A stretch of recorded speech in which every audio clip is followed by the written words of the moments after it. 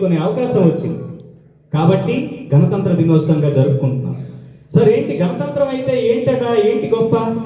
దేశాధ్యక్షుడిని ప్రజలు పరోక్షంగా ఎన్నుకుంటారు.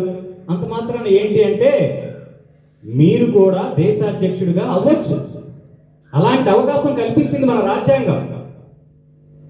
పుట్టినప్పుడే చిన్నప్పుడు మీకంటే చిన్న వయసులో ప్రతి ఉదయాన్నే 150 ఇళ్ళకి హిందూ పేపర్ని సర్క్యులేట్ చేసే ఒక బాయ్ మన ఇండియా ప్రెసిడెంట్ కాగలిగారు. అతనే అవుల్ పకీర్ జైన్ ఉల్ అబ్దీన్ అబ్దుల్ కలాం. తెలుసా? ఒక పేపర్ బాయ్గా పనిచేసే వ్యక్తి ఇండియా ప్రెసిడెంట్ అయ్యాడు. ప్రపంచంలోనే అత్యధిక జనాభా ఉన్నటువంటి, ప్రపంచంలోనే అతిపెద్ద ప్రజాస్వామ్యమైనటువంటి దేశానికి first citizen, head of the country అయ్యాడు. Because of our constitution and concept of republic. గణతంత్ర దేశం కాబట్టి మన దేశాధ్యక్షుడిగా ఒక పేపర్ బాయ్ కాగలిగాడు. ఒక సాధారణ రైతు కుటుంబంలో పుట్టిన నీలం సంజీవరెడ్డి దేశాధ్యక్ష మహిళ అధ్యక్షురాలైంది. ఈ రోజు మన దేశ అధ్యక్షురాలైనటువంటి ఎవరు? శ్రీమతి ద్రౌపది ముర్ము. ఎవరో తెలుసా? రోడ్డు కూడా లేని ఒక ఊరిలో పుట్టింది ఆమె. ఒక గిరిజన గ్రామంలో.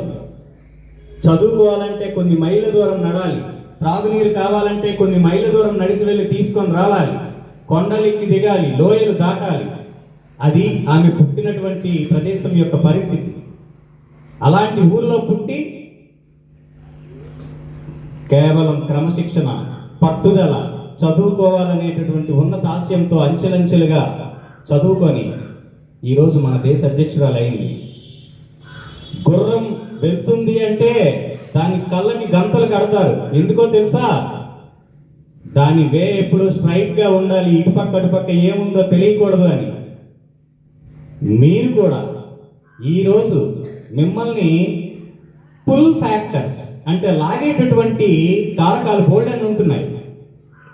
Entertainment, digital factors, fashion, gossips, so and so, ఇంకా బోల్డ్ అన్ని కారకాలు ఉన్నాయి. అంటే అవి మిమ్మల్ని సైడ్కి లాగేస్తుంటాయి. మీరు చక్కగా చదువుతున్నప్పుడే ఒకరు వచ్చి రారా సినిమాకి వెళ్దాం, లేదా ఊళ్ళో తిరుగుదాం అంటాడు, క్రికెట్ ఆడదాం అంటాడు. ఆడుకునేటప్పుడు మాత్రమే ఆడుకోండి. వన్స్ మీరు చదువుకోవడానికి బుక్ తీశారంటే మీరు ఎట్టి పరిస్థితుల్లో వెళ్ళకండి.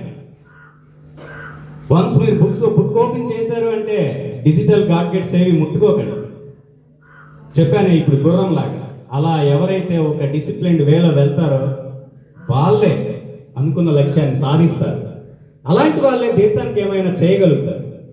కాబట్టి స్టూడెంట్స్, మీరు మన దేశం కోసం, మీరు మన దేశ సంపద, మీ తల్లిదండ్రుల సంపద అనేది పక్కన పెట్టండి.